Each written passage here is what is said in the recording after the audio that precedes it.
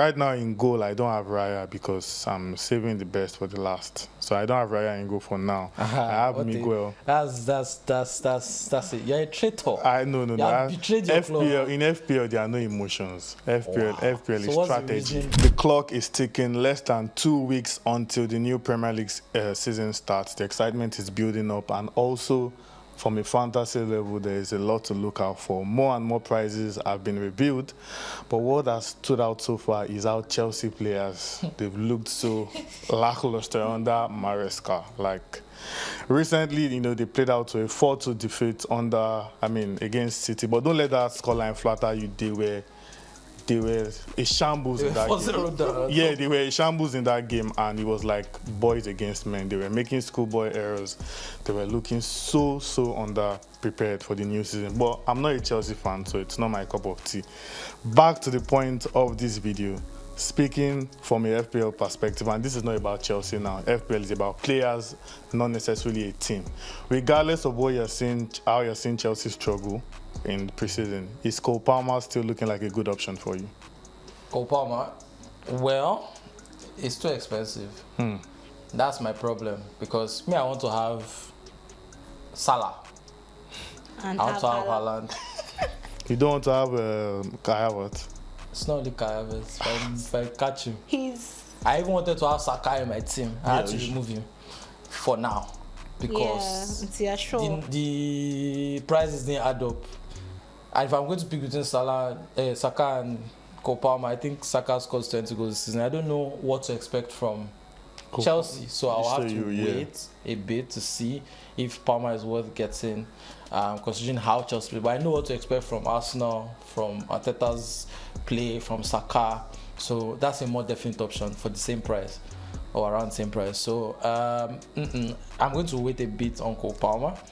But Salah is a must-have. Haaland, all these people are saying they will not get Haaland. I'm just looking at everybody and laughing. You will not get Haaland. Haaland didn't play any international tournament, so he's in peak physical condition. And he was in the woods cutting this thing with his father. The way we score, and then first match is Chelsea. That he just scored a hat-trick against the preseason. If you don't have Haaland, don't worry. The increase in the prices, especially for Haaland, it now makes you to be very strategic for the kind of players you want. Strategy or not, you need to have a player like Haaland. No, what I'm not saying. First of all, choose strategy. Just put Haaland first, and base your strategy on the remaining amount. You know why I said it to make you to think more? Is that I'm not saying Haaland is not important. You need to be prudent about how you spread your quality all around. But now you must sacrifice. You have to go for those unlikely names that will give value. I'm not saying that you don't. I remember Haaland's first season when he first came, everybody was for me. I'm going to play. I bought him. Baba, as he scored 3 hat-tricks like this. Everybody. But Haaland still did not give us OG points like them, Alexis Sanchez and co. Those years, Hazard and co. The day that you just say, I'm not getting Haaland, he will score hat-trick. And he will then do the next week. You know what used to happen? If you have Haaland in your team and he's not your captain, just that alone, you lose points. But sometimes he did not perform. Yes, but whenever Haaland should perform, you suffer it. I can't remember this one time. You suffer it because a lot of people will have that jump, especially in a competition league. And they will not captain him on top. See, there was this time, all the matches had been done for the week. Yeah. It was just one more match. It was Man City. I think it was Man City versus Man U. Yeah. I was 500,000 in the world or something. Then they that was not the one he scored that trick. No, he scored brace. Okay. And then he had an assist. I know. It was just Haaland left, and I didn't have Haaland in my team. Do you know I went from 500,000 to 4 million because of Haaland? Just because he. Some people triple captained him, some people captained him, some people did different things. The thing about the triple captain is that there was a time I had Matty Cash. That's game. I don't know why it happened. Matty Cash became my captain. What? Yeah. And he scored 2 goals. That before the match, I was shouting. You're one of those people. Matty Cash scored. You're one of those people that a defender will score hat-trick. Everybody will say somebody must have captained this person. I know. It was by mistake. So hypothetical question for you, Zini. If Victor Osimhen should move to Chelsea, would you be getting him in your FPL team? I will. I'll be getting Victor Osimhen. He's a proven goal Depends scorer. on his price, though. No, it depends. They'll probably give him like it's 8 always, or 8.5. that's what I'm saying. Osimhen is what is He's it worth more than should be 10. He's worth more than 8. Osimhen should be 10. Will you tell me Cole Palmer will be worth more than Osimhen? But the problem why it's not worth more than Bruno Fernandes. Leave Bruno one side. But the problem I might not have him is that I have trusted Isak as my second striker. Exactly. You can't have Haaland, Isak, and Osimhen. And then that's the thing. So it's the problem that is going to. And Isak has shown that he's trustworthy. We saw him last season, the points he gave, and I might want to trust him again. But if Osimhen comes, you never can tell my change mind. No, I'm not getting Sri Lanka. I think I'm not. Sri Lanka. I think people need to be a bit careful and just allow the season to go up a bit, because you never can tell if it was a one-off season where he scored those number of goals. Yeah, so quick one, what are your teams looking like at the moment? Even if it's just a mock-up team, like for now. So my goalkeeper is Raya. Please, you people should stop. What's all this now? Why are you coming to Arsenal? I told you from the start. I told you like weeks ago that Raya. I'm going with 2 Arsenal people in my defensive side. Raya as my goalkeeper for now. I don't think that's going to change. And Saliba. I think Saliba is going to score a bunch of goals. Maybe 4 or 5 goals, and he's going to get a lot of last clearances and stuff like that. So I think that I have Saliba there. I have Jacob Bryan, who came from Lyon to Everton. Of course, last season Brantwaite was my guy, but because of the uncertainty with Brantwaite's transfer thing, I don't know yet if he's going to be there. So I'm going with O'Brien, because O'Brien was very good at Lyon. He's a very good defender. He's a defender that is tailor-made for Shandai, and I think that he's going to do well. He's going to get many points. I chose Bako because it's cheap. No, there was no thinking behind that one. I needed a cheap player to make up for the heavy expenses. I have Clivert in my team, former Valencia player, who I think has not even taken off yet in Premier League, but he got me some points last season. Okay. I also have Mo Salah, who I'm going to have in my team from week 1 to the end. I don't care. I always just keep my Mo Salah. And the first game is against Ipswich. I think Salah also feels like he has something to prove post-Klopp. And I mean, we saw the way last season ended, where he had issues with Klopp and everything. And people were already saying that, it seems Salah is finished. Maybe he should just go to Saudi. And I think he has a lot to prove, and he's going to prove it. So, of course, Salah, and he takes penalties. That's very important. Then I have Nkunku. I'm not also have any Chelsea player. But Nkunku, fair play, he has been sharp in preseason. Yes, he has been sharp in preseason. He's cheap, and he has a lot to prove, because I mean, first season he was hampered by injuries, and I think you're having many players that have a lot to prove. That's the point now. Although it can still change, but for now, I love that you're trusting Darwin. Then I have Doku. The only reason I have Doku ahead of Oscar Bob, who has been fantastic in preseason, is that Pep is a madman.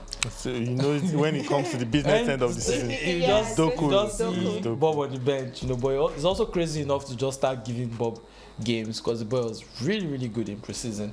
So I have Doku because Doku is a 1v1 threat, and I think that Doku is going to be useful, first of all, in the first game against Chelsea. His direct dribbling and everything, I think Pep's going to use him lethally. Then in attack, I have Darwin Nunez. I think this is finally his season. He's someone that always makes things happen. He can miss 5 chances, but he will score 5. He'll give you shots on target. Don't worry, I think that we're going to see Darwin explode very well this season under and a slot. Of course, and Haaland, I've said it. Week 1 to week 38, Haaland is in my team. If you like, don't put Haaland. If you like, say it's 20 million, 15 million, it's too expensive. You are the one that will lose. If you like, by week 3, don't put Haaland. And of course, Isak is also in my team.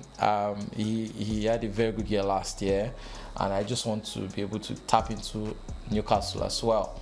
But this team is not, it's just a temporary team anyway. I could change 4 or 5 people later. But the most important thing for me is that Haaland and Salah are in my team. Those are the 2 untouchables, as well as Saliba. I want that spine. Then every other person is, can be changed. Just that the prices are too expensive. Yeah, fair point. Okay, for my team, my goalkeeper is David Raya.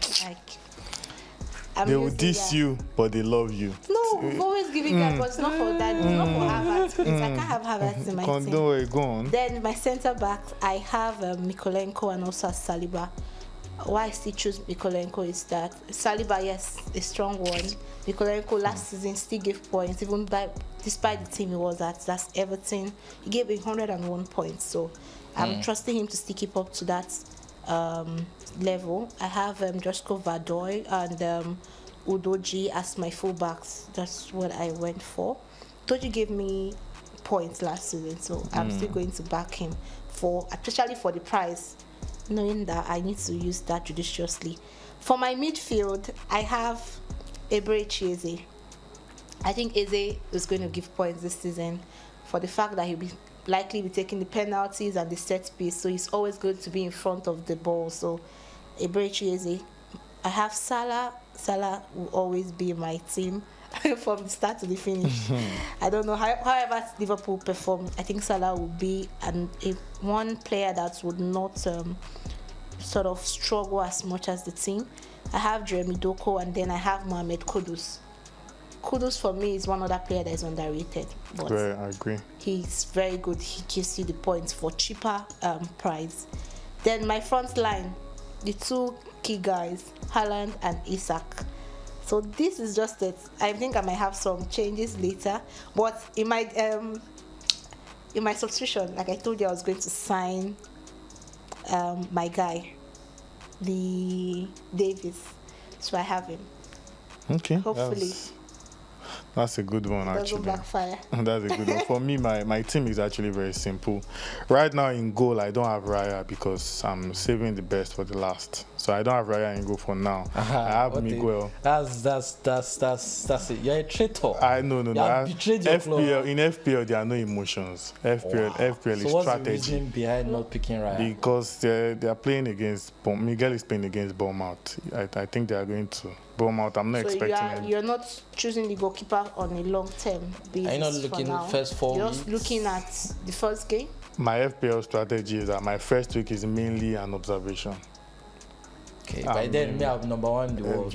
For where? And you're not catching. So, but this league will be strong. This is basically just a mock-up team for me. I will still do my plus and minus. But my defense, the strategy for picking my defenders is simply defenders that can give me points. So I have Givardio, defenders that can defend and also score as well. I have Givardio. I have Gabriel instead of Saliba. I think Gabriel is a better goal-scoring threat than Saliba. Even though I feel Saliba will probably give you more last line clearances and all of that, but I think Gabriel is more of a scoring threat. Virgil van Dijk as well, and Burn of Newcastle. I have 3 Newcastle players in my team, by the way, because they are playing Southampton, their first game. I mean, that's like casting your eggs in one basket. The basket go arch, no worry. In midfield, I have Hudson of Nottingham Forest against Bournemouth as well. You can see that I so much believe that Nottingham Forest will have the better of Bournemouth in the opening game. And of course, I have Mohamed Salah, and he is going to be my captain for now. It's going to be until I bring in Kai Havertz and Kai Havertz to take over as my captain. I have Mohamed Salah in midfield. I have Gordon as well. And then up front, I have Haaland, I have Muniz because he's playing against Manchester United, and with Onana, all things are possible. And I also have Isak as well. On the bench, I have Winks, Rogers, Mykolenko, and Turner. But the major change that I already see that will happen from this team is that I'll bring in Raya and Havertz. Havertz to be my captain for the season, and we'll take it up from there.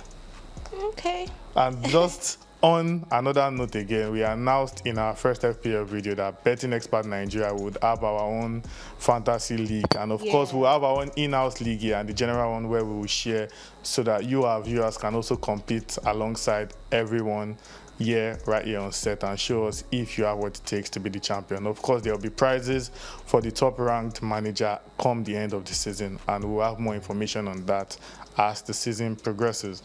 But so, on the final note, what is your main strategy you'll be using for FPL this season? Is anything going to change from your strategy last season to now, like based on the new changes and all? I want you to know that I cannot tell you my full strategy. No. even if you keep it secret, you will not meet first top 1,000. You will not meet top 1,000 when now. you keep it secret, then you still see some people. So see how far you can go. Exactly. Top secret. Okay. But one thing you have to do is follow pages dedicated to FPL on Twitter. Very important. Some of those guys also have contacts with like ITKs. They know who's going to start a match tomorrow. True. Sometimes. So they those kind of things that can change things, and they do some analysis that can help you. That's very important. But also for me, last season I went very low on defenders. I had my defenders at all of them were 4.0, very negligible.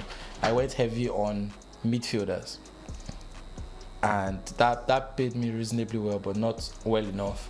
But some seasons ago, when I went heavy on forwards, high value forwards that were always, and I had some high value defenders as well. I balanced it out. That paid me very well. So I think this time around, I'm going with high value goal scorers and set piece takers. So if you're a corner kick taker, you're a penalty taker, you're a free kick taker, you are going to be in my team. Whether you're a defender, midfielder, or striker, I'm going heavy. I want to have like 4 penalty takers in my team, and maybe like set piece takers generally, like 5 or 6. That's like my main. Fair enough. About you, any strategy for you? Mine, just very simple. Captain Haaland. Just Captain if everybody Haaland. Captain Haaland, what's your difference? No, like you've talked about the strategies now. So I'm just saying the other thing that just left for it is to Captain Haaland. Because if you told me to get all of that, there's no much things to say. For me, there's not much to say. Like, just plan more long term based on the transfers. Calm down. Plan more long term. This is my advice to our viewers out there. It's different from what I'm putting in my team. This is a proper advice. Plan long term. Make your research on players to use and try and find out those underrated players, just like she mentioned Kudus, those underrated players that can give you value, James Ward-Prowse, for instance, all those kind of underrated players that can. Ward-Prowse didn't hit it last season. Okay. So, and also, if you are looking to get the best value, this one is my own tip. This is not FPL. This is Scholar Day strategy. Quote me at the end of the season. Quote me in May. If you want to get FPL points and you want to be in the top 50. Captain Kai Havertz. And on that note, I'll ask you, our viewers, will you captain him? Captain Kai Havertz. And on that note, I'll ask our viewers to tell us what their FPL team is looking like at the moment, what last-minute changes they'll be making, and tell us in the comment section below. Let us know. And also tell us if you're looking forward to joining the BettingExpertNigeria FPL League, and if you can beat managers like myself, Sarah Brennan, and the Duchess of Sport. And hopefully, when the Premier League starts, we'll be here to discuss more things FPL and analyze them as the season progresses. Do have a swell week. Ciao.